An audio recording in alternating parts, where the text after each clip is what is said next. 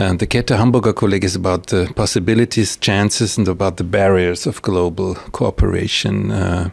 Professor Mayntz, you are working on cooperation or non-cooperation in financial markets. There was this crisis in 2007-8. We have another moment of crisis right now. Why weren't we able to cooperate more, as it is stated in all official statements of policymakers, financial regulators? I am not studying non-cooperation because there was cooperation, but the question is, was the cooperation, did it produce a viable solution to the problems that became manifest in that crisis? And the general judgment at the time is that the changes have not been enough. And my explanation is that national interests that came to the fore in these negotiations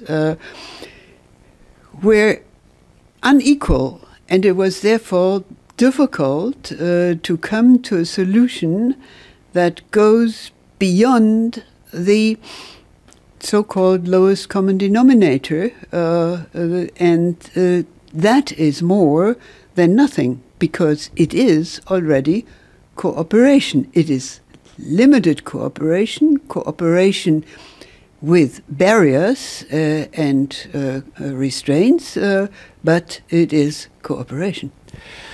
Question to Dr. Haun. Is there any possibility of humans to cooperate the way they do as kids, let's say as 2 or 3 year old kids, in an age of, let's say, 8 or 11? Is there a change already in child behavior? And can we extrapolate from, you know, these realms of cooperation, let's say in small groups with kids, to larger groups, for example, and negotiations in financial markets? I think there is a profound change early on where children start growing from someone with natural predispositions, natural inclinations to behave towards others, into someone who's a full participant of the cultural context they live in. And depending on that cultural context, variation will start to show up across children from different cultural backgrounds around the ages of 7 to 11, maybe, if you want to talk about that age group. I think studying cooperation in a small setting, in a small scale, maybe between 2 people, maybe between 5, maybe between 10, will already give us some information about the individual motivations, how they conflict with joint goals, common goals, and how individuals are able to overcome their own needs, their own wishes, what they want to get out of the information, out of the situation, and collaborate towards a joint, more common goal that is shared by the whole group, be it 2 or be it 10.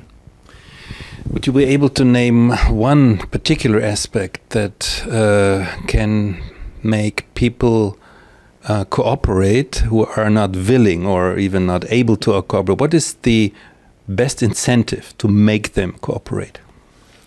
I think there is external incentive. You can reward and punish people for cooperating, and that's in part effective. I think what might also be effective is change people's internal attitudes. So, for example, people like cooperating with others who are like them. So if you are able to point out similarities that people maybe beforehand didn't consider, you might be able to change the internal attitude as well as the external constraints. Mm-hmm. Do you have any advice to financial regulators, to policymakers, to have a better cooperation in the future? That is not really what I'm trying to do, to develop advice or recommendations about how to go about. It is difficult enough to understand what is happening, because there are very few people who have a full grasp of the dynamics of these highly complex developed systems like the financial system, which is a globalized system that even insiders do not see. I would think that the cognitive dimension is of great importance, because it was, after all, a specific, generally believed theory, the theory of efficient market. There was change that was believed in by politicians and financial actors. If you can change their common belief in how the system operates, how it should operate, and how it does in fact operate, its crisis potential, you will already have achieved much. Thanks to both of you.